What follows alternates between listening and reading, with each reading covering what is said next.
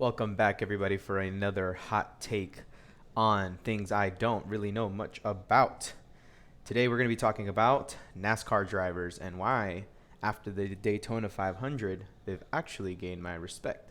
Not that I didn't believe what they did was, difficult or anything like that, but, just like most people that aren't familiar with NASCAR, I kind of look at it and I'm like, oh, okay, well, they really are just driving in circles. And so that was kind of the opinion that I had before, right?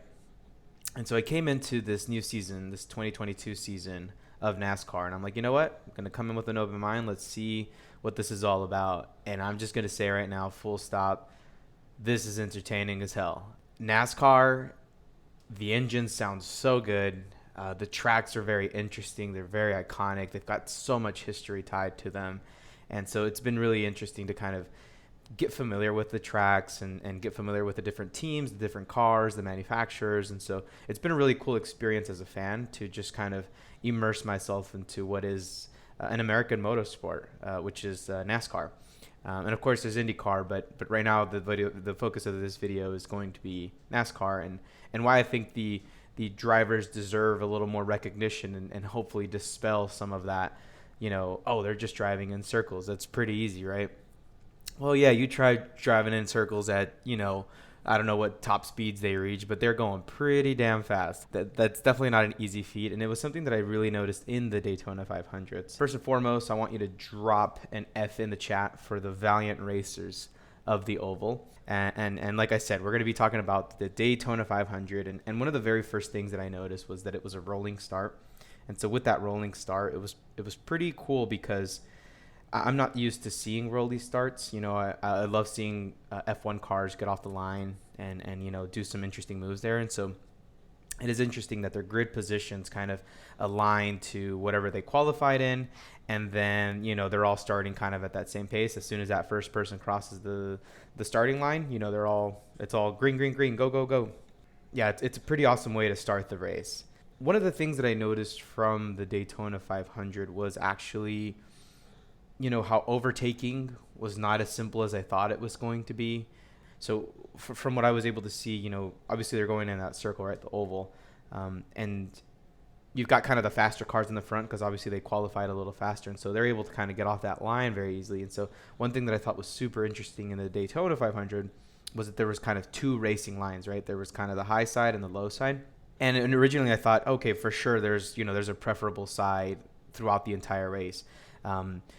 Going on that high side is maybe a little better because then you're kind of coming into those straightaways a little faster, right? And then the low side, you're cutting in a little earlier, so maybe you're getting an early advantage. And so that's kind of what I thought. I thought it was going to be throughout the entire race. One was preferential to the other, but that actually wasn't the case. There was moments where the bottom line was a little faster. There was moments where the top line was a little faster. And so it was all about positioning and kind of finding your open opportunity. And so obviously when racers would see that the top line was a little faster than the bottom line, they'd try to kind of squeeze into that top line or vice versa, right? So it was super cool to see that because you're trying to maintain this American muscle machine. You're trying to stay behind that driver in front of you to kind of get that slipstream, but then you're also trying to make a move, and sometimes those moves can be a little risky. I think we saw with one of the very first crashes, I don't know who it was, but I know the car number. They were bumping into the 21, and apparently 21 was a rookie, and so he didn't really know how to respond to that. But then again, it was during the turn, and so maybe that wasn't the best opportunity to be trying to bump someone. And so it was really cool because, because of that incident, it caused a spin out, caused a huge crash. And so it really proved that while you are driving in an oval, your biggest obstacles are the other racers, and the bumping, the slipstream are your biggest kind of advantages. If you're way faster than them, obviously you're going to give them a little bit of pressure from behind because you can't just, you're not going to be 20 miles per hour way faster than them, right? So you can just kind of clean overtake. You're not going to do that. You're going to kind of just force them off of that position, and that is why NASCAR, I think, results in some crashes. And so the overtaking situation was super interesting to keep along with because I haven't seen anything like that before. IndyCar is very different. Formula One is very different.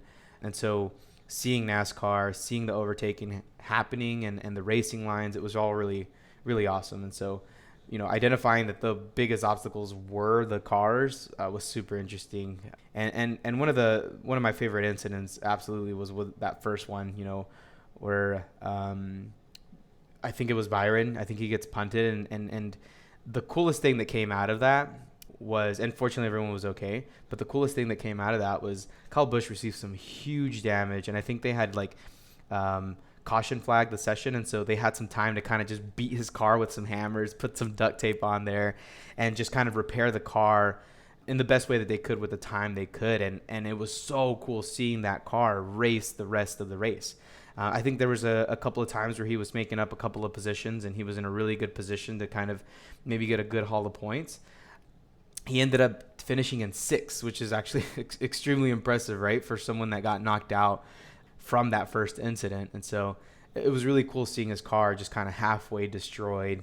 Again, this race really opened my eyes to kind of be like, okay, these drivers are doing extremely skilled maneuvers. They're doing extremely high pressure situations where, you've got to act quickly. I think there was one driver when that first or second crash happened that like he drifted and he avoided all the obstacles. And so I don't remember what his name was, but it was really cool to kind of see the fact that he was able to kind of use those skills to kind of just weave out of a situation and use that fast response time. And so again, these aren't just regular schmegular racers. These are top of their class, and they happen to mostly be American.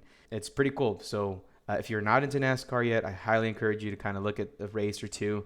It's really cool to watch with some friends, watch with a couple beers, order some food, and so I definitely recommend watching it. And so that's my hot take on why why NASCAR drivers deserve a little bit more respect from the internet.